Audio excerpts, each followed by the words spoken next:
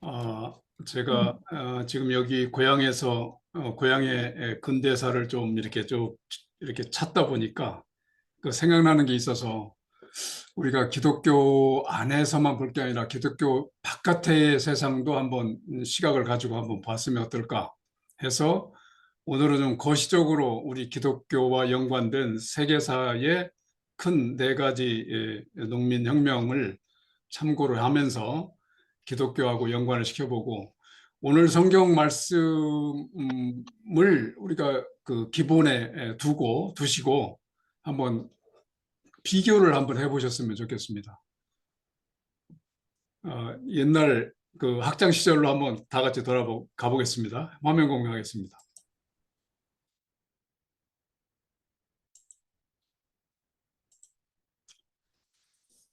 예, 농민혁명으로 본 기독교. 과연 기독교는 아니면 세계 종교가 자기 자리에서 내려와 있는가? 그래서 이 시대별로 전 세계적으로 농민혁명을 볼 때 이 네 가지 사건을 봅니다. 독일의 농민혁명, 프랑스의 그 대혁명, 중국의 태평천국혁명. 이게 중국의 태평천국혁명은 저희가 학교 학창 시절에는 아마 장발적의 난이라 이렇게 배우지 않았나 생각이 드는데요. 어, 머리를 풀어헤치고 당시 청나라의 그 단발, 그 뭐라 그럴까요? 변발이라고 할까요? 이걸 거부한 그러한 있어서 저희가 그렇게 부른 것 같아요. 그 다음에 우리나라의 동학농민혁명도 세계사에서 굉장히 큰 족적을 남겼습니다. 네, 먼저 독일 농민혁명에 들어가 보죠. 독일은 마르틴 루터가 종교개혁을 한 나라고, 마르틴 루터가 종교개혁을 한 7년 정도 지난 후에 농민혁명이 일어났습니다. 여기에 중심에 이제 토마스 뮌처라고 하는 신학자이면서 아주 그 교부 생활을 일부 했나 제가 잘 모르겠는데요. 하여튼 그 대학에서 마르틴 루터와 같이 토론할 정도로 상당히 그 유명했던 당시의 신학자입니다. 그런데 이분은 좀 더 성직자가 그 당시 영주들과 귀족하고 이렇게 같이 연합을 해서 그 전혀 그 일반 평민에게 영향력을 주지 않았기 때문에 우리가 이런 원래 우리 종교 개혁을 했는데 종교 개혁을 한 그 뜻에 전혀 위반된다. 그래서 이 전부 그 귀족, 성직자, 평민 전부 다 평등하게 사는 그런 사회가 우리가 하나님께서 바라시는 그런 나라다 해서 그, 그 영원한 의회라고 하는 그 의회를 수립하고 거기에 참여하는 사람들을 모으기 시작했습니다. 당시에 너무나 그 억압을 받고 있던 농민과 평민들이 당시에 종교 개혁이라고 하는 그 기치를 내걸고 이런 새로운 세상을 꿈꾸면요. 하여튼 세계적으로 최초에 일어났던 혁명입니다. 이 혁명의 크기로 이제 보면은 보통 이 혁명의 결과로 한 10만 명 정도가 아마 사망했다고 그렇게 기록이 남아 있습니다. 여기에 그 루터는 당시에 처음에는 이 혁명을 이렇게 참 제대로 일어났구나. 이게 이런 혁명을 통해서 나라가 발전이 되지 하면서 상당히 찬성을 했다가 나중에 이 폭력으로 변화하면서 마르틴 루터는 강력하게 반대를 했습니다. 그래서 우리가 잘 알고 있는 로마서 13장 1절 근거로 설교를 하면서 아주 이런 폭력적인 혁명은 안 된다라고 강하게 반대를 했고, 나중에는 심지어 이 혁명자들을 향해서 도둑놈이라고 하는 그러한 칭호까지 썼다고 합니다. 그래서 루터가 우리가 알고 있는 프로테스탄트라고 하는 대명사로만 알고 있지만, 사실은 그 당시의 시대상을 봤을 때 어느 정도 한계가 있었다는 거죠. 그 신부로서의. 그래서 이성은 믿음의 가장 큰 적이다, 이렇게 얘기하고, 당시에 이제 스콜라 철학이라고 하면은 그 가톨릭에서 좀 더 그 제대로 된 배경을 우리가 갖춰야 된다 해서 공부했던 게 이제 스콜라 철학인데, 이렇게 해서 지금의 유니버시티가 생겼죠.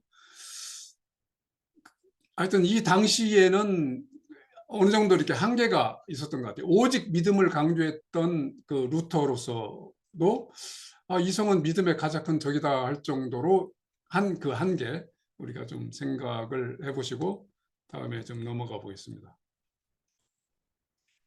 지금 여기 그림 보시면 당시 시대에 그 검정 옷을 입고 있는 이분이 그 민처죠. 그 당시 분위기를 잘 설명하고 있는 그림 같습니다. 그리고 그 아래쪽에 이 그림은 당시 도서관의 모습입니다.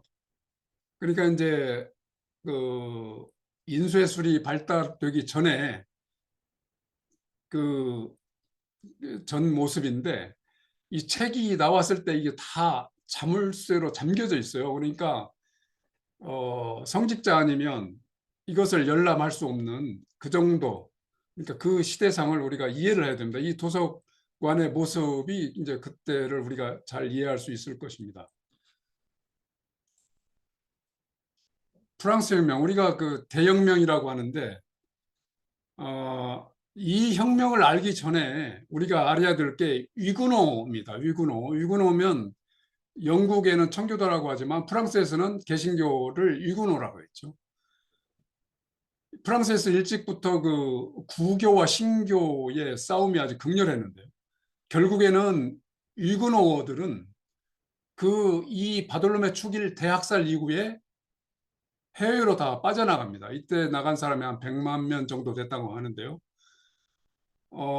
영국의 산업혁명도 이분들에 의해서 이루어졌다라고 하고, 네덜란드가 그렇게 조그마한 나라가 전 세계적으로 강력한 나라가 당시에 됐었는데, 그것이 그 기반에는 이러한 유구노들을 받아들여서 그 기술을 받아들이고 그것을 국가적인 힘으로 사용했다, 이런 내용이 나오거든요.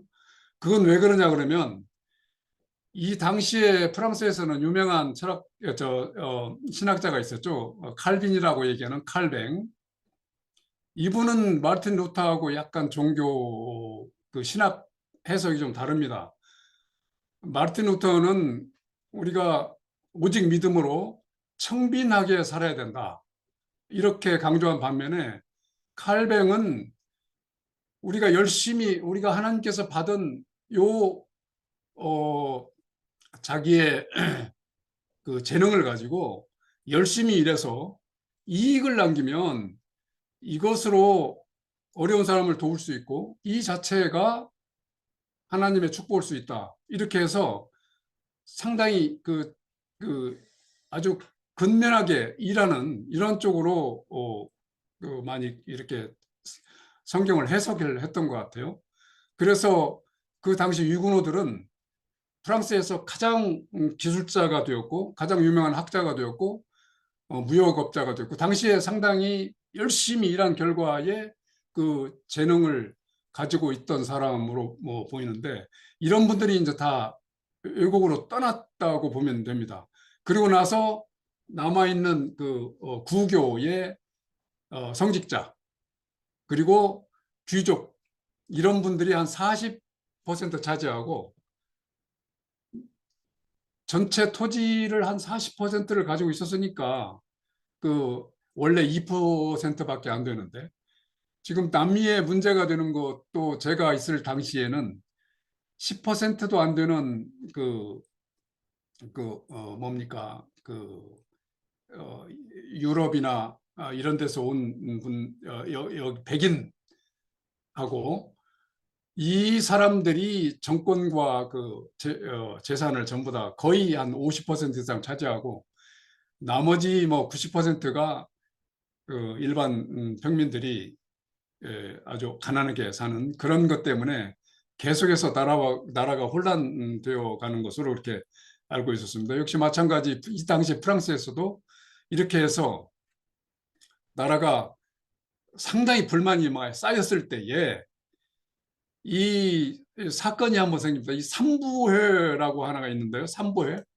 이 그림에 이제 이게 당시 프랑스의 삼부회 이 사진입니다. 이게 그러니까 이제 이쪽의 귀족과 그다음에 저 성직자 그다음에 이 평민 이렇게 해서 동일한 숫자가 이렇게 회의를 해서 나라의 제도를 만드는데 당시 성직자하고 저 귀족하고 연합이 항상 되기 때문에 이 평민들의 의견은 되질 않는 거예요. 그래서 그러면 이게 제대로 되려면 우리 평민 수를 배로 늘려야 된다.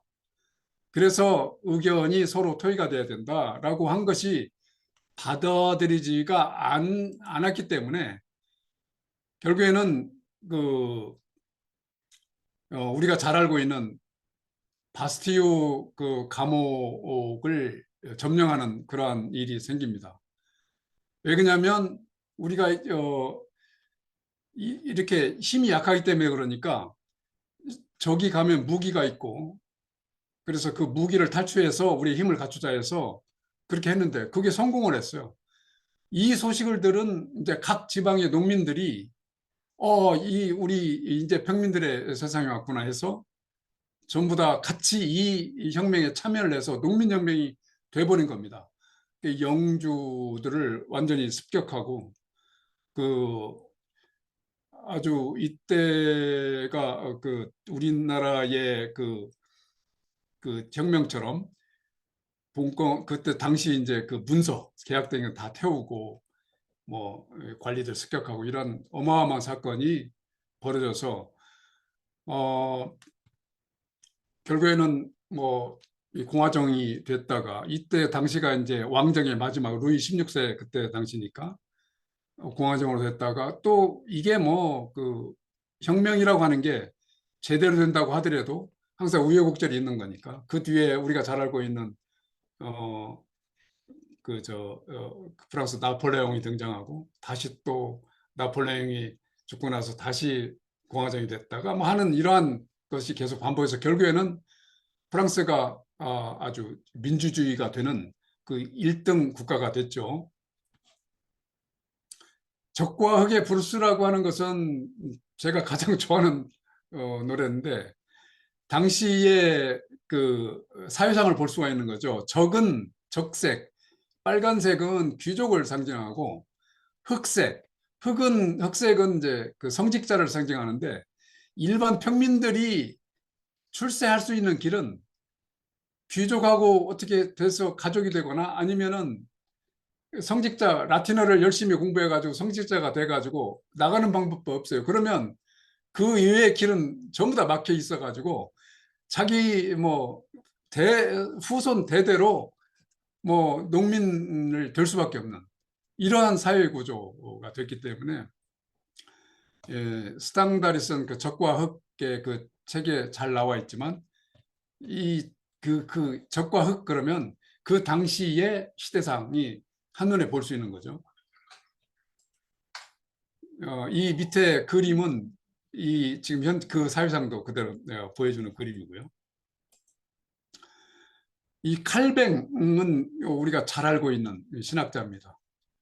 이분하고 그 다음에 이때가 프랑스에서 계몽주의가 계속 철학이 아주 원활하게 서로가 얘기됐던 시대니까 이 볼테르하고 그다음에 루소의 그 사회개혁론은 유명하죠. 그래서 일반 의지와 일반 국민들 이 기초 위에 모든 게 결정이 돼야 된다. 이렇게 해서 그 민주주의의 기본이 되는 그러한 사상이 이때 나왔다고 봅니다. 그리고 이제 마르틴 루터와 칼뱅을 비교하면은 마르틴 루터는 이 일반 만인 제사장 해가지고 일반 사람도 전부 다 하나님의 아들로서 전부 다 같은 동일한 제사장급하고 똑같다. 동일한 하나님과 직접 대면할 수가 있다. 이렇게 했지만 이 나중에 영주하고 이렇게 같이 그 세력과 연합이 되면서 그게 희소가 됐어요. 근데 다음에 이제 칼뱅이 나오면서 이분은 일반 농민에 대해서 그렇게도 했지만 이 통치자들도 신에 대항해서 일어나면 그 권리가 상실되고 퇴위시켜야 된다라고 하는 이런 쪽에 한층 권력자들의 그런 것도 그러니까 이제 신학 이렇게 그 교계에서나 아니면 권력자들이 신을 빙자해서 독재하는 것들을 이 칼뱅은 주시했던 겁니다. 그 다음에 이제 중국 태평천국 혁명인데 옛날에는 중국 뭐 태평천국의 난 이랬는데 장발적인 난.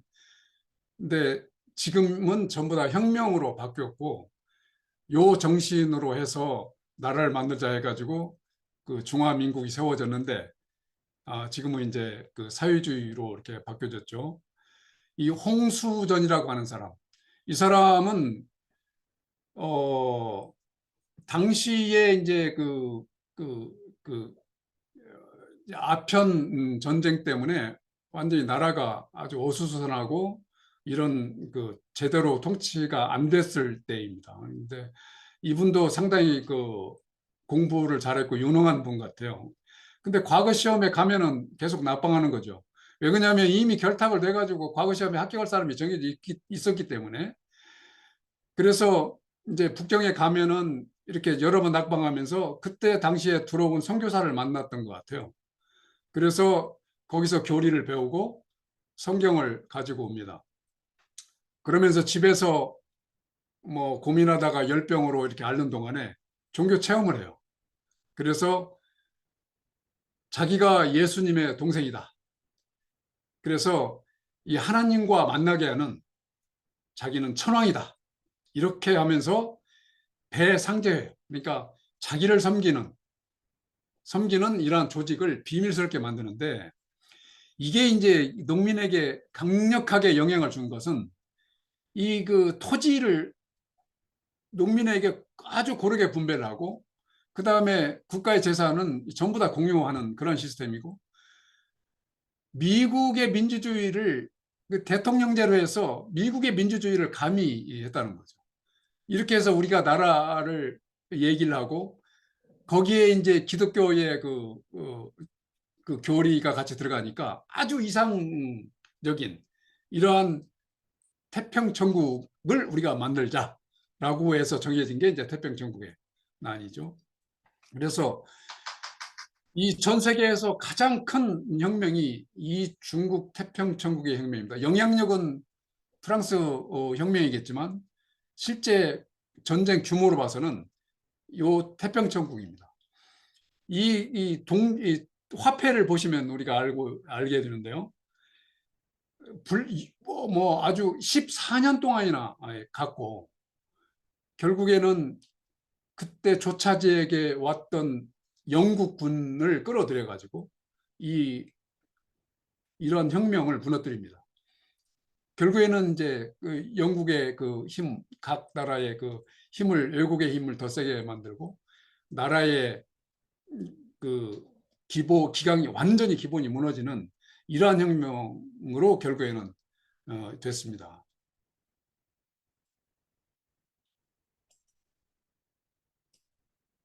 그다음에 우리나라 이제 동학농민혁명인데요. 이게 그 참 재미있는 게 그 서학이라고 해서 카톨릭이 우리나라에 들어왔을 때 나라가 완전히 그 믿는 사람을 완전히 사형시키는 그러한 시대가 1886년에 결국에는 어, 가톨릭과 기독교를 포교를 인정을 했습니다. 나라에서. 그래서 그때 그 우리가 잘 알고 있는 아펜셀러하고 언더우드 목사님이 그렇게 나왔죠. 그래서 정동교회와 세문안교회가 우리나라 최초의 이제 교회가 되는데 그때가 1887년이죠. 그런데 그래서 그 기독교는 한참 우리나라에 이제 포교 활동 중인데 당시 이 이제 그 전에 이제 최저우 이 동학에 대해서 설명을 좀 해야 되겠네요. 이 수은 최저우라고 하는 최재우라고 하는 분은 어, 이분도 역시 마찬가지 홍수전 중국의 그 홍수전과 비슷하게 과거에 여러 번 했는데 역시 마찬가지 안 되는 거예요. 우리나라도 이 당시 뻔하죠. 뭐 조선시대 말기에 뭐저 관리들도 전부 다 돈을 주고 그 직책을 살 정도의 됐으니까 그 과거는 있으나 마나죠. 그래서 계속 낙방을 하고 하던 중에 집안에 이제 완전히 불이 나는 우환을 겪자 이분이 그 보따리상 그러니까 보부상을 합니다. 한 10년 정도. 그러면서 전국을 돌아다니고 그때 아마 제가 보기에는 그 여러 사람을 만난 중에 선교사도 만나지 않겠나 이런 생각도 들 정도인데 그래서 나중에 어, 우리나라의 실태를 보고 이대로 가다가는 나라가 망하겠다. 근데 나라를 다시 세워야 되는데 어떻게 세워야 되느냐 하면서 고민 중에 이분이 그 종교 체험을 했어요. 그래서 우리가 당시 천주교를 서학이라고 했으니까 우리가 동쪽의 학문이라 해가지고 동학이라고 이렇게 명명을 했죠. 그래서 그 포교를 하는데 역시 마찬가지로 그 천주교를 탄압했던 그 유교, 유학, 주작의 그 유생들 때문에 결국에는 포교하는데 상당히 제약을 받으니까 다시 그 전국 이렇게 이게 뭐 경상도, 전라도, 충남까지 이렇게 피신 겸 포교를 합니다. 그리고 나서 이렇게 해서 안 되겠다라고 해서 다시 고향으로 와가지고 본격적으로 이제 사생결단하고 표교를 합니다. 그래 결국에는 어, 아주 국가의 근간이 되는 유학을 어지럽혔다 해가지고 참수형을 당하죠. 그 뒤에 아까 그러한 1886년에 우리나라가 그 가톨릭과 기독교를 포교를 허용하는 정책이 되니까 아니 왜 여기에 우리 동학이 빠지느냐 해서 그러면 우리 교조 수은 최재우 선생의 신원을 다시 회복해 달라 해서 그 운동이 계속 벌어지던 중에 이제 그 전봉준 이분이 이제 등장을 합니다.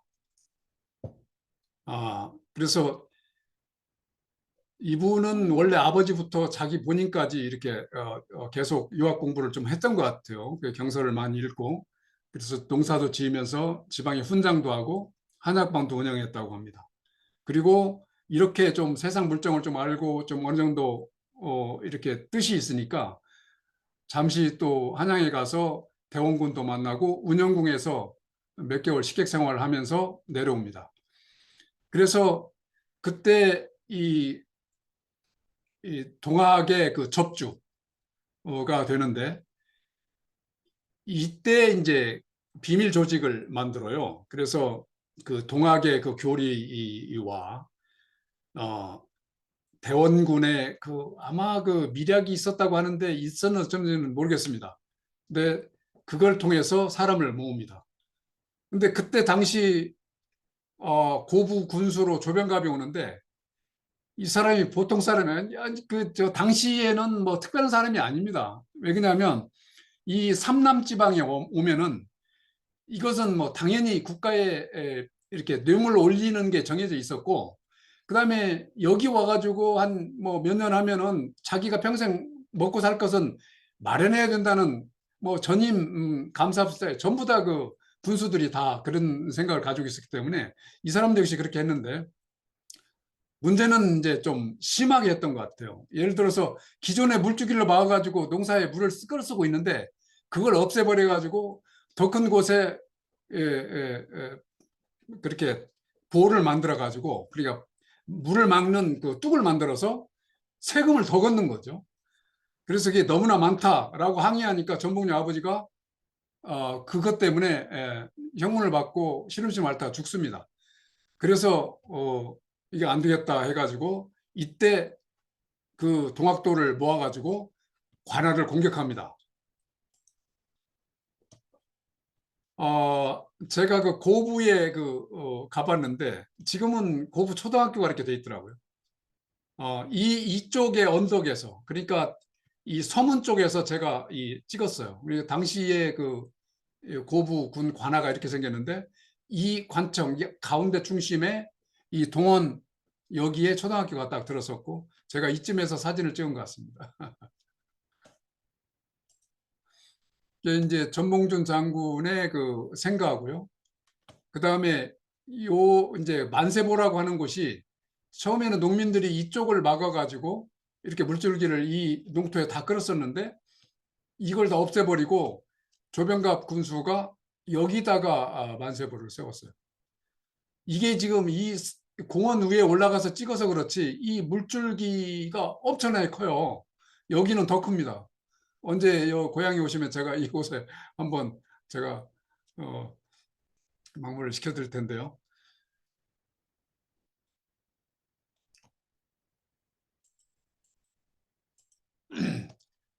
그리고 이 동학이라고 하는 게 그 이분 최저우의 인생도 보면 이분이 40살에 돌아가셨거든요.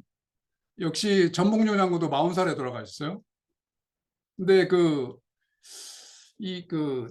동경대전과 용담유사 이런 관계를 좀 보면은 기본이 이제 그 시천주 조화정 영세불망 만사지 해가지고 이 주문이 있는데 이 주문이 뭐 주술의 주문이 아니라 우리가 이런 것을 잊지 않고 이렇게 외우면서 실생활에 적용하자라고 해서 이분이 이 주문을 만드는 것 같습니다. 이게 천주님, 하늘님을 내 몸에 모시면 우리가 그 아주 그 성령이 임하듯이 우리 마음이 완전히 하나님과 같이 되어서 영원 무궁토록 모든 것을 하는 거에 있어서 알게 되고 결국에는 그렇게 생활하자, 생활이 되어간다라고 하는 그런 뜻이죠. 그래서 사인여천 그 모든 관계에 있어서 모든 서로의 인간 관계에 있어서 하나님을 대하듯이 하자. 사인여천. 인내천은 뭐 사람이 곧 하나님이다. 그러니까 하나님을 모시면 내 안에 하나님이시기 때문에 저분도 모시면 저분도 그 안에 하나님이 계시고 그러니까 하나님 대하듯 우리가 사람을 대해야 된다. 이게 이제 저는 이거 이렇게 공부하면서 너무나 우리 기독교하고 흡사하고 오늘 읽은 그 말씀하고 너무나 같아서 어, 참 이분이 성경을 읽지 않았나 이런 의심할 정도가 되었습니다. 어, 저는 이것을 준비하면서 오늘 빌립보서 그 말씀대로 왜 지금처럼 이렇게 종교가 있는데 이 종교가 이렇게 사회 악이 되어가고 있는가?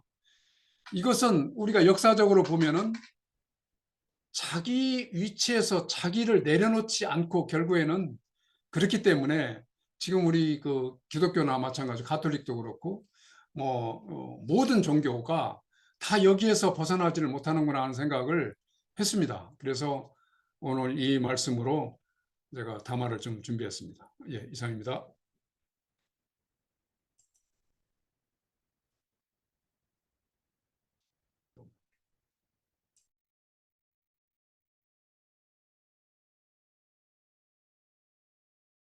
네, 말씀 감사합니다.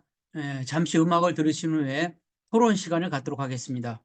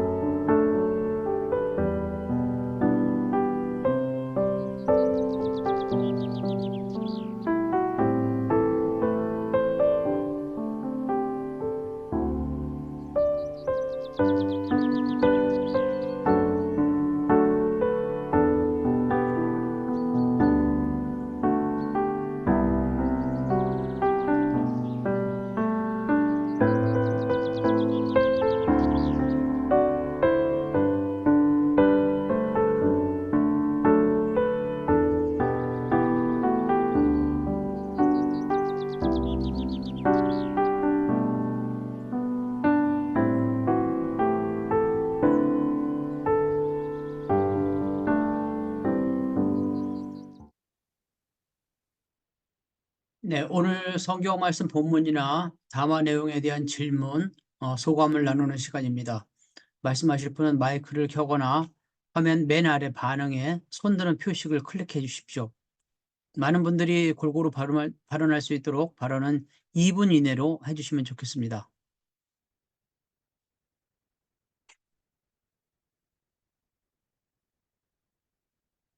저는 사실 철도사를 연구하면서 그 동학농민혁명에 대해서 많이 관심을 갖고 있습니다. 동학농민혁명이 에, 결국 이게 에, 가보웨란이라고 하는 그 청나라와 일본의 에, 국내 진공이랄까요? 이거의 원인을 제공하게 되고 그로 인해서 일본군이 51년 동안 우리나라에 주둔하게 된 원인이 되거든요. 원인이 돼서 어, 내정을 뒤집어 엎게 되고 일본이 그래서 그 가운데서 철도국이 만들어집니다. 그래서 이제 에, 결국 그날이 지금 음력으로 6월 28일, 양력으로 7월 30일인데 그날이 지금 철도의 날이 되고 있거든요. 그래서 그 부분에 대해서 이제 많이 고민을 하고 있어서 갑오 농민 혁명 이런 부분에 대해서 관심을 갖고 있고 앞으로 여기에 대해서 공부를 많이 할 생각을 하고 있습니다. 이제 독일의 혁명이나 아니면 프랑스 혁명, 그다음에 태평 천국 혁명 거기에 이어서 이제 동학 이야기까지 나오는데요. 신성남 형제님 마이크 켜주셨습니다. 네, 말씀해 주십시오. 예, 먼저 최재구 형제님 찬양 너무나 감동 깊게 잘 들었습니다. 감사합니다. 오늘 문형재님이 혁명을 잘 정리해 주셨는데 특히 마지막 부분에 하신 말씀, 종교가 왜 사회학이 되었나? 그 이유는 그 위치에서 사실은 내려놓지 않았다. 아주 핵심을 찌른 말씀이라고 생각을 합니다. 종교 지도자나 저는 뭐 지도자가 아니라 지배자로 보고 싶은데요. 이 사람들이 이 종교를 사유화하는 거죠. 그래서 그거 자기 개인 게 아닌데 마치 개인 소유물처럼 거기서 이익을 얻으려고 하고 거기서 무엇을 더 얻으려고 하고 사익을 추구하니까 종교가 부패하고 사회에 악이 되는 그런 현상이 일어났다고 생각합니다. 에, 오늘 프랑스 혁명과 동학 혁명을 언급해 주셨는데 프랑스 혁명은 성공했는데 동학 혁명은 실패했습니다. 둘 다 외국군을 끌어들였습니다. 유럽에서는 프랑스가 공화정이 되면 왕권이 위험하니까 영국이나 독일 각 유럽의 나라들이 달려들었어요. 그래서 프랑스 혁명 막아야 된다. 그래서 영국군이 앞장서 가지고 쳐들어왔죠. 한국에서도 이 농민군을 도저히 못 막겠으니까 이 부패한 관군이 막을 수 있겠습니까? 그래서 들여온 게 일본군입니다. 근데 불행하게도 프랑스에는 나폴레옹이라는 유능한 후병 장고가 있어서 그걸 앞장서서 또 뭐 무기도 있었고 세력도 있었죠. 그걸 막아서 외국군을 막고 프랑스를 일단은 공화정으로 만드는 데 성공했죠. 근데 조선 땅에서는 아무것도 무기도 없고 맨손인 뭐 이 농민군이 일본군 현대화된 일본군을 막을 수가 없었습니다. 그래서 실패했죠. 그리고 그 당시 일본군을 끌어들였던 그 4대 세력, 4대적 사고방식을 가진 친일, 종일 세력이 지금까지도 그 세력의 뿌리를 이어서 내려와서 오늘날까지도 저는 이어져 있다고 생각을 합니다. 그래서 어느 분이 이번 선거도 뭐 한일전이다 이런 말씀하는데 과장이 아니라고 생각을 해요, 저는. 그 세력들이 구한말에도 양반이다 뭐다 해서 백성들을 지주화해가지고 백성들을 소장농들을 괴롭히고 계속 돈과 권력을 가졌죠. 그리고 계속 틈만 나면은 외세를 끌어들였습니다. 필요하면 친일파가 되기도 하고 친미파가 되기도 하고 친러파가 되기도 하고 수시로 얼굴을 바꿔가면서 군부 독재도 좋다 그러고 뭐 자기들 이익만 되면 항상 강자의 편에 섰습니다. 더욱 불행한 건 교회마저도 그런 데서 뿌리치지 못하고 약자의 편에 제대로 선 적이 드물었죠. 그래서 교회가 지탄을 많이 받기도 했고 참 안타까운 과거였다고 생각합니다. 오늘 담화가 뭐 그런 면에서 이 혁명을 잘 정리해 주셨다고 생각을 합니다. 어쨌든 혁명이 필요한 시대, 그건 불행한 시대라고 생각을 하고 그걸 막기 위해서는 바른 선거혁명을 해야 된다. 그런 생각을 했습니다. 감사합니다.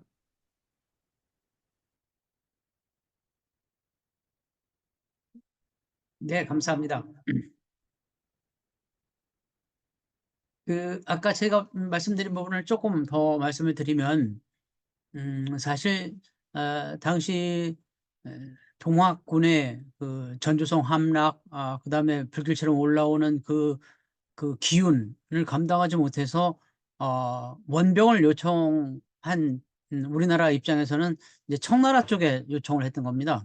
청나라 쪽에 요청을 했는데 청군이 들어오던 날 1894년 6월 9일 날 일본군이 선발대가 같이 들어왔다는 거, 그것이 이제 같은 날 들어왔다는 것뿐이지 사실 우리나라가 청나라를 불려들였던 건 아닙니다.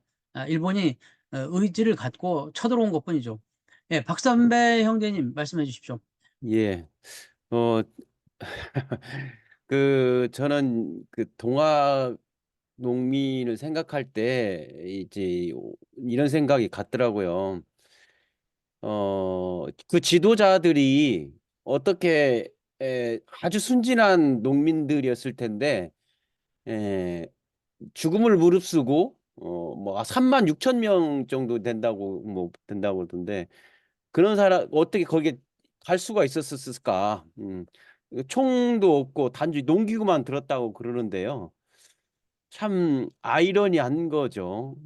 얼마 전 지난주에 그 모스크바 공연장에서 IS가 테러를 했잖아요. 총으로서 민간인들을 난사를 해서 140 몇 명까지 이렇게 죽었다고 얘기 나오는데 과연 여기에서 나타난 그 테러의 분자들은 어떤 생각을 그걸 하고 했었을까? 그런 것을 봤었을 때 아까 마지막에 담화 중에 그런 얘기 있었잖아요. 시천주 조화정 영세불망 만사지. 그러니까 결국은 이 농민군들은 이런 부적 같은 이런 말을 계속 말 그대로 연불일처럼 아니면 어쩌면 부적처럼 그것을 이제 외우면서 전진을 했었던 이게 내가 죽더라도 이제 이걸 그 부적을 붙이고 가면 죽지 않는다. 다시 살아난다. 이런 믿음을 갖고 전진한 거죠. 또한 IS 단체도 마찬가지였다고 생각이 들 것입니다. 그 사람들은 자기들의 근본적인 신앙, 갖고 있는 것들, 내 신념, 그런 믿음 때문에 그 죽음을 물사하고도 물론 잡힐 수밖에 없겠죠. 그 안에서 테러를 했었으니까. 근데 이런 그것들을 했었을 텐데 하여튼 참 우리가 이게 좀 종교의 힘, 종교의 어떤 면에서는 무서운 점이죠. 자기 목숨도 불사하면서까지 이렇게 하려고 하는 그 뭔가를 이루려고 하는 것들이 참 무서운 종교적인 종교적인 신임이 참 무서운 거다.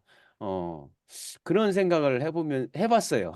그래서 어, 어떤 면에서는 이 최재우의 어떤 물 신념을 제가 폄하하는 건 아니고 어떤 이런 것들을 끌어들여서 사람을 이렇게 호도를 할 수 있는 이게 혹 그 모르는 사람들 모르는 사람들을 다 이끌어 들일 수 있고 어떤 힘을 밀집시킬 수 있는 것들이 종교적인 어떤 신념과 힘이다. 그래서 그렇다는 그런 생각을 가졌습니다. 예, 이상입니다.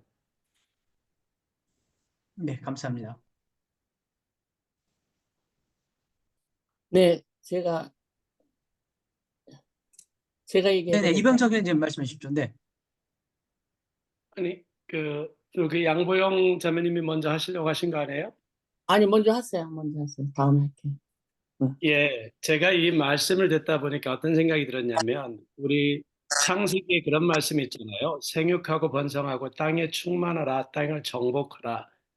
그런 말이 있는데, 우리들이 어느 순간에 사람들이 정착하면서 농경 문화가 발전하게 되면서 지주가 생겨나고 문명의 어찌 보면 문명의 양면성이 아닌가 싶어요. 사람들이 문명이 발전하고 그런 것들은 좋은데 거기에서 또한 지주가 생겨나고 부자가 생겨나고 그러한 것 때문에 이러한 그 탄압이 생기고 자기들이 더 갖고 싶은 욕심, 문명 속에서 내가 자본주의 사상적으로 내가 더 부자가 되고 싶은 욕심 때문에 나는 다른 사람들에게 불편을 주고 탄압하려고 했던 그러한 것들이 어떠한 사회학적인 문제가 되는 거 아닌가 싶은 생각을 해요.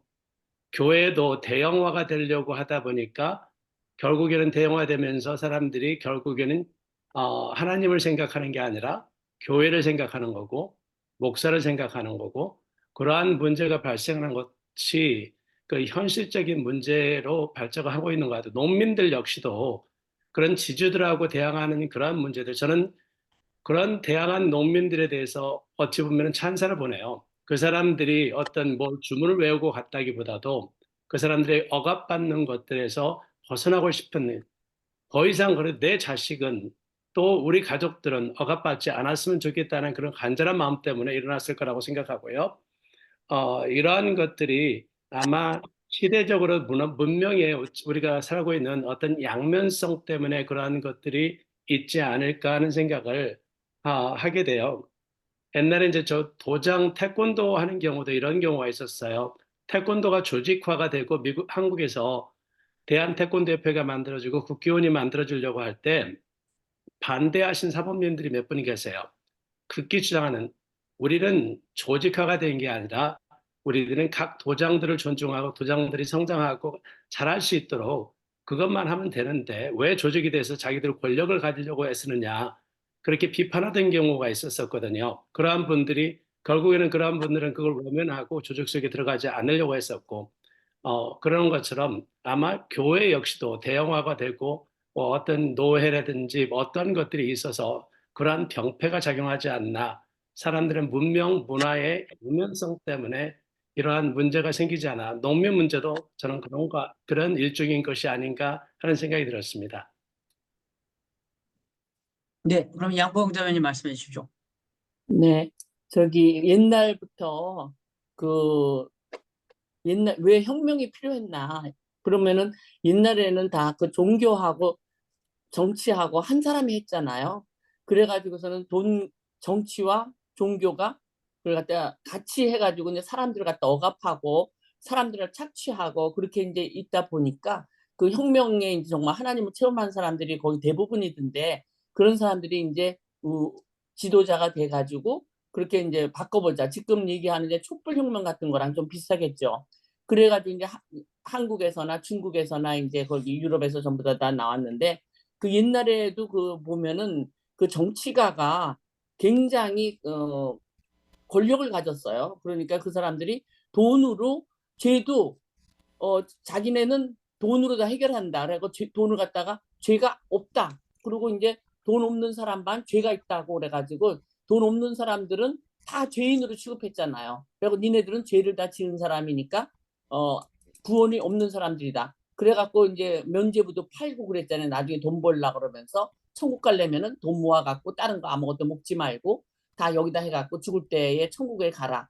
그래 그 면죄부까지 그 나오는 건데 그렇게 돈이 너무나 많이 종교에 그렇게 포함돼가지고 이 종교라는 거는 사실 하나님이 만인을 똑같이 사랑하시는 건데 거기서 이제 하나님을 더 똑같이 사랑하는 건 아니고 거기 보면 선택된 자가 있긴 하지만은 하여튼 그런 돈과 상관없이 정말 악인과 세상 사람과 하나님의 사람 구분해가지고 선택해갖고 사랑하는 건데 거기서 이제 그 많은 권력과 그 종교 지도자들이 협력해가지고 잡다가 보니까 많은 사람들이 그 혁명을 갖다 일으켰다고 생각하는데요. 지금 여기서 이제 보니까 거기서 이제 나왔던 사람들이 가끔 해서 제가 또 파묘를 요새 봤거든요. 그랬더니 그 파묘에서 보니까 그것도 그 일본의 앞잡이가 된다는 게 영혼을 파는 거잖아요.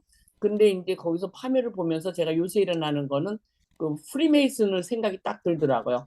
파묘에 그 영혼을 갖다 파는 사람들의 그 자손들이 잘 안 되잖아요.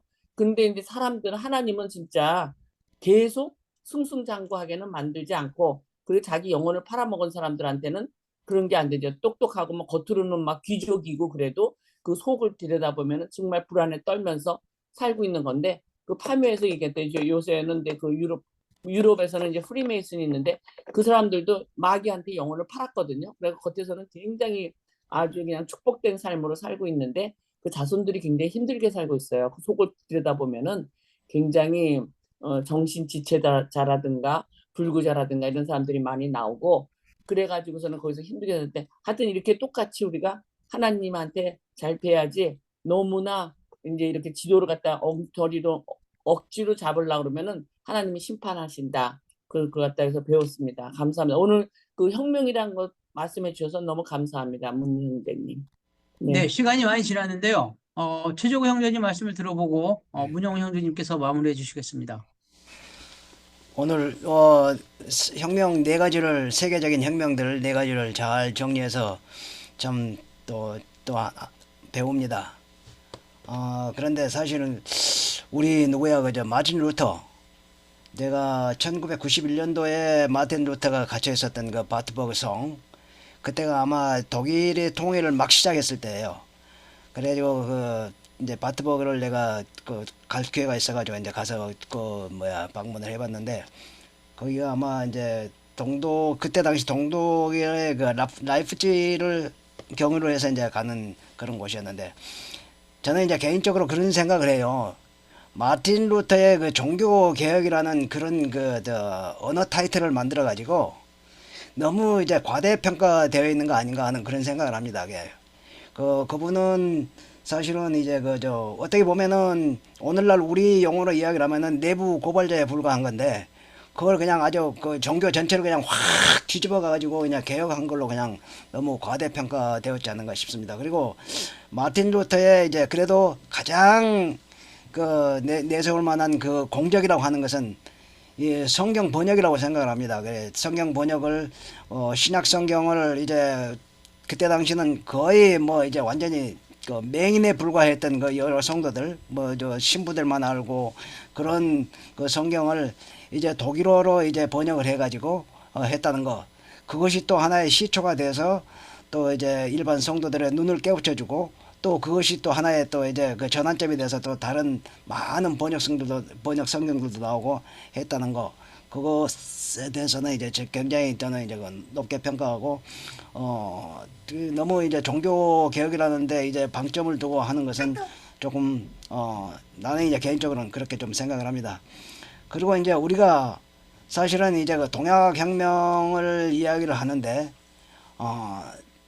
지금 이제 또 그것도 이제 제 개인적인 생각으로는 그것이 종교로 변질되지 않고 하나의 가르침으로 우리 민족 사회에 남아 있었다면 어땠을까 하는 그런 생각을 지금도 합니다. 그래서 사실은 동학 혁명이라고 하는 것, 기전은 대동평등 세상이라고 하는 사상을 이루어가기 위한 것이었는데, 결국 그것이 이제 특히 행여라도 그 시기적으로 해필이면 이제 저 외놈들 강점기 때 이제 그것이 일어나가지고 거의 결국은 그 민족 사상으로 이제 발전하는 데 큰 제약이 되어버렸지 않는가 하는 생각을 합니다. 그래서 사실은 그 동학혁명을 결과로 인해서 1894년 9월 3일부터 10월 23일까지인가 거의 2개월 동안 외놈들과 합세한 외놈들과 합세해서 전라도 지방의 군산 이제 보성 어디 전체를 해서 통틀어서 아주 샅샅이 뒤져가지고 엄청난 민중을 학살을 했습니다. 아마 여러분들 그런 그 역사적인 사실은 대해서는 모르는 분들이 참 많을 거예요. 그래서 이제 그런 것들이 또 나중에 박정희 그 다카키 마사오, 오카모토 미노루 이 외놈이 또 이제 그 지역 감정으로 이용을 하고 해가지고 그 호남 지방이 지금도 그렇게 탄압을 받고 하는 그런 계기가 됐다 하는 것을 좀 같이 덧붙여서 좀 말씀드리고 싶습니다. 예, 고맙습니다. 네. 그러면 토론은 여기서 마치고요. 문영훈 형제님께서 마무리 후 기도해 주시겠습니다. 그 네 가지 세계 농민혁명 중에서 성공한 것은 프랑스 혁명이죠. 이제 중국의 태평천국의 난 같은 경우에는 사상자가 2천만 명에서 7천만 명까지 보는데 우리나라 국민 정도가 이 난 때문에 다 죽었다는 겁니다. 그 짧은 14년 동안에.